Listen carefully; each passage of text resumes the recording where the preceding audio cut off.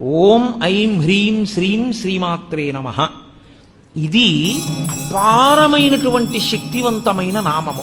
ఇంకా దీనికన్నా శక్తి ప్రసరణం ఇంక దీని వల్ల జరగదు, అంత శక్తివంతం. ఈ శక్తిని ఎందుకు తీసుకొస్తారంటే ఈ బీజాక్షరాలతోటి ఓం అంటే ప్రణవం. ప్రణవము మహత్వాన్ని చెప్తుంది. అసలు ఈ బ్రహ్మాండంలో నిర్గుణమైనటువంటి పరబ్రహ్మము నాదరూపంగా రావడం దగ్గర నుంచి ప్రణవం చెప్తుంది. అందుకని మహత్వశక్తికి అంతటికీ కూడా ఓంకారము ప్రతినిధి. అలాగే ఐం ఇది కవిత్వ శక్తికి ప్రతినిధి. అలాగే పటుత్వం కలగాలి అంటే హ్రీం. అలాగే సంపదలన్నీ కలగాలి అంటే మనం చెప్పేటటువంటిది శ్రీ. ఇవి నాలుగు చెప్పి ఇవి ఎవరి వల్ల వస్తాయి?